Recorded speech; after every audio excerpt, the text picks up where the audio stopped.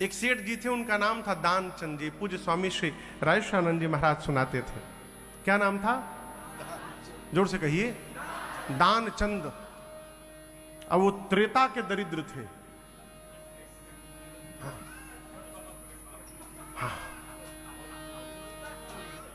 त्रेता से दरिद्र हो के आ रहे थे, मतलब 1 रुपया खर्चा नहीं। उनके घर से 4 किलोमीटर दूर गंगा जी रहती थी। कभी गंगा जी स्नान नहीं किए। क्यों? ब्राह्मण लूट लेंगे हमको। एक दिन पत्नी को आया गुस्सा, बोले तुम्हारे जैसे अभागे के साथ मेरा विवाह होके मेरा कर्म फूट गया। एक दिन तुम गंगा स्नान नहीं किए। बात लगी सेठ जी को। भोर में निकल पड़े घर से, पैदल, गाड़ी से नहीं, पेट्रोल खर्चा होगा। पैदल गए। घाट पर देखे तो बहुत सारे पंडित जी लोग। बोले इतने सारे पंडित जी हमको नोच लेंगे सब। बोले मुर्दा घाट पे चलो, वहां कोई नहीं मिलेगा। मुर्दा घाट पे चले गए, वहां कोई था नहीं। बोले बस बस यहीं एक डुबकी मारो, गंगा जी सब जगह वही गंगा जी है, एक डुबकी मारो, निकलो यहां से।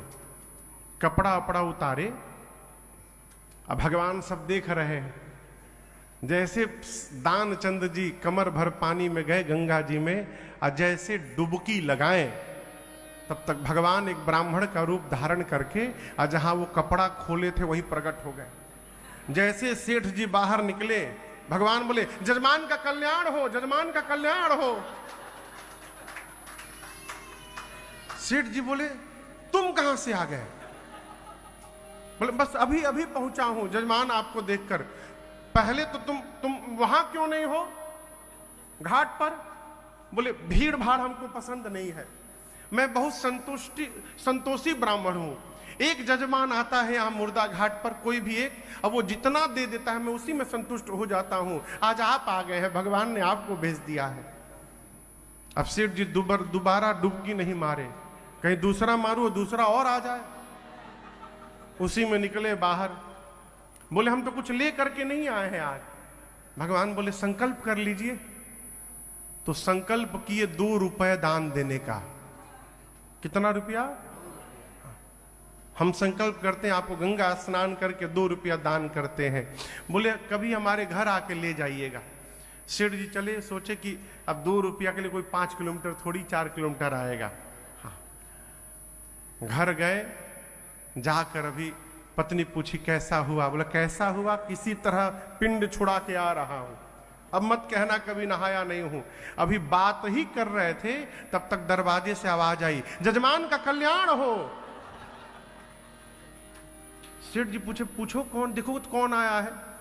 पत्नी गई तो भगवान ने सब बताया। सेठ जी 2 रुपए का संकल्प किए हैं। पत्नी ने आकर कहा कि आपने संकल्प किया है क्या 2 रुपए का? सेठ जी बोले आ गया क्या वो? इतनी जल्दी आ गया? जाकर बोलो मैं बीमार हो गया हूं। पत्नी जाकर बोली वो तो बीमार हो गए हैं। भगवान बोले क्या मेरे जजमान बीमार हो गए?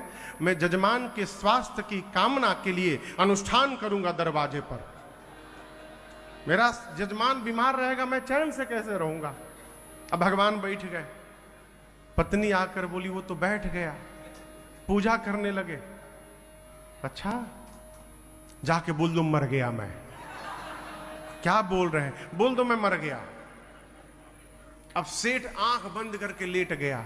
अब वो पत्नी रोते रोते नाटक करके गई, मर गए, मर गए। भगवान बोले मेरा जजमान मर गया, अब जजमान का जब तक अंतिम संस्कार नहीं करूंगा कैसे जाऊंगा मैं? पूरे गांव में भगवान खबर कर दिए कि सेठ जी मर गए। पूरा गांव एकत्रित हो गया। पत्नी चिल्ला रही है मरे नहीं है। अब उसको लोग घर से बाहर निकाल कर वो उड़न खटोला पर लिटा दिए, बांध दिए डोरी से। अब वो आंख बंद किए है, सांस रोके, धीरे धीरे सांस ले रहा है।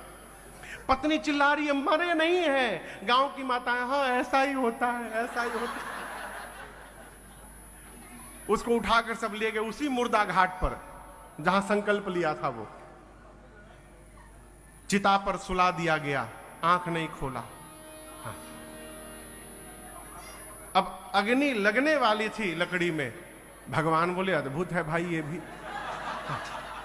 तो भगवान लोगों से बोले, देखिए मेरा जजमान है, मैं पुरोहित हूं इनका, इनके उद्धार के लिए मुझे कान में इनको मंत्र बोलना है, उसके बाद अग्नि लगाइएगा।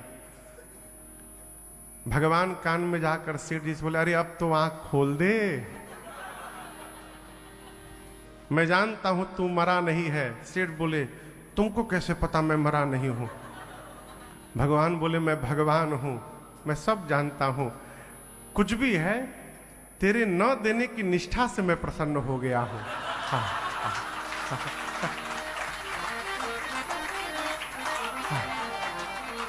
मैं बहुत प्रसन्न हूं तेरी निष्ठा से, प्राण जाई बरु बचन न जाई। मैं बहुत प्रसन्न हूं, मांग तुझे क्या चाहिए। धीरे से आंख खोला, बोला सही में आप भगवान हैं? बोला हाँ, जो मांगूंगा दे देंगे, जो मांगेगा दे दूंगा, बहुत प्रसन्न हूं। सेठ बोला, जो 2 रुपए का संकल्प कराए थे ना उसको माफ कर दीजिए।